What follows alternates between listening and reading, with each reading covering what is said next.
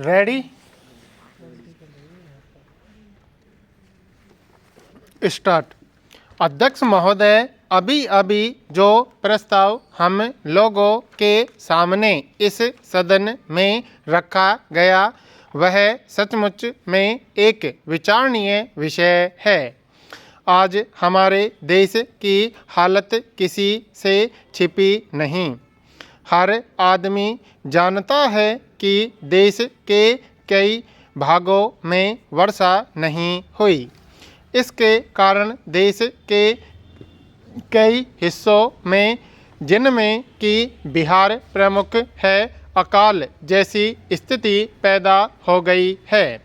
चाहे हम इस बात से कितना भी इनकार क्यों न करें कि अभी तक भूख से किसी आदमी की मृत्यु नहीं हुई है, लेकिन यह बिल्कुल ठीक है कि अब ऐसी स्थिति होने में कोई कसर नहीं रह गई है।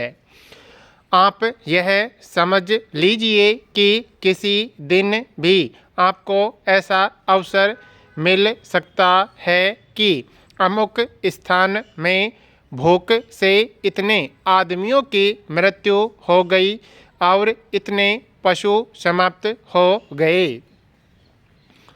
मैंने स्वयं इन इलाकों का दौरा किया है। करीब करीब हर गांव और कस्बे को देखा है।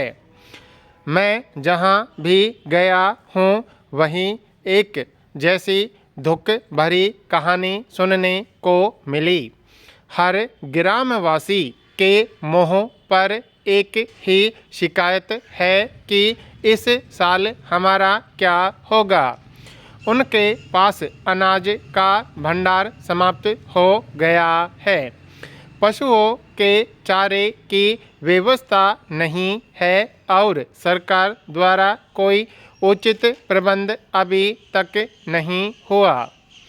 बेशक सस्ते गल्ले की बहुत सारी दुकानें खोलकर सरकार ने इस दिशा में एक सराहनीय कदम उठाया है, किंतु यह दुकानें अभी बहुत कम संख्या में हैं और गांवों से बहुत दूर दूर भी हैं। इन दुकानों की दूरी और भी इसलिए अखरती है क्योंकि आजकल पानी न होने से ग्रामवासी किसी और मेहनत मजदूरी की तलाश में लगे रहते हैं। ऐसे समय यदि उन्हें अनाज प्राप्त करने के लिए अपने गांव से मीलों दूर जाना पड़े और उनके आने जाने में ही पूरा दिन समाप्त हो जाए तो फिर आप ही बताइए वे बेचारे क्या करें।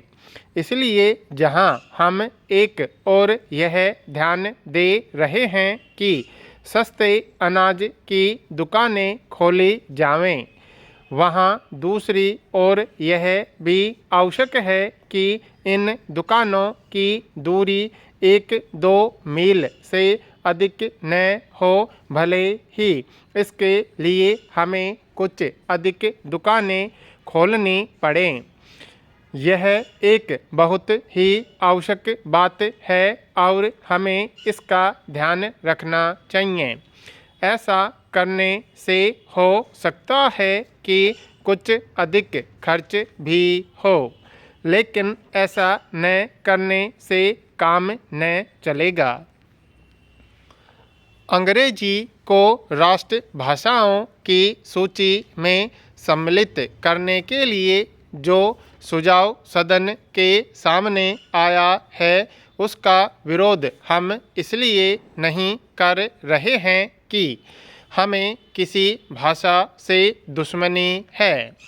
हम यदि अंग्रेजी भाषा के आधार पर विद्वान बने हैं तो यही कहकर कि हम उसी के द्वारा बने रह सकते हैं, हिंदी को पीछे रखना उचित नहीं है। यह भ्रम सारे देश में फैलाया जा रहा है कि हिंदी से हमारी प्रगति नहीं हो सकती है।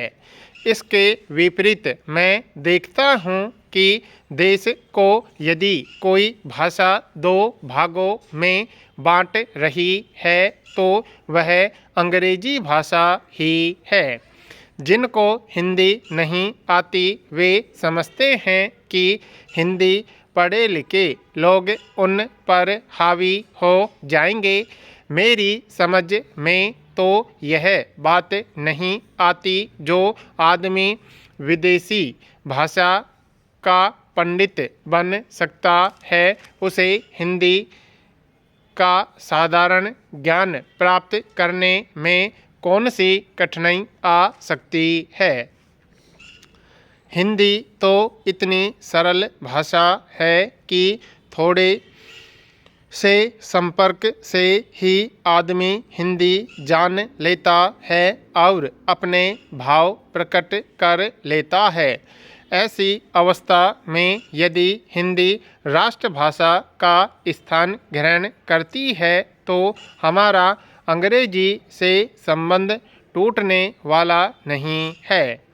हर देश की अपनी एक भाषा होती है जिससे लोगों के विचारों का आदान प्रदान होता है और वे अपनी समस्याओं को समझते हुए उन्हें सुलझाते हुए आगे बढ़ सकें। वह भाषा वही हो सकती है जिसको देश के अधिक से अधिक लोग समझ, बोल और लिख सकें। इस देश में केवल हिंदी को ही ऐसा स्थान प्राप्त है। फिर हमें हिंदी को देश की राष्ट्रभाषा बनाने के लिए क्यों आपत्ति है। यदि हम इस प्रस्ताव को जो कि हमारे सामने पेश है स्वीकार करते हैं तो मेरा यह निश्चय मत है कि जिस दास्ता के संबंध से हम निकलने की कोशिश कर रहे हैं उससे हम नहीं निकल पाएंगे। अंत में मेरा माननीय सदस्यों से निवेदन है कि वे केवल अपनी पार्टी की आज्ञा को न देखें बल्कि अपनी बुद्धि से काम लें और इस प्रस्ताव का विरोध करें। यदि यह प्रस्ताव पास हो जाता है जो कि बाद में कानून बनाने वाला है तो वह आज़ादी जो हमने 200 सालों के बाद प्राप्त की है उसके फलने फूलने में बाधा आ सकती है।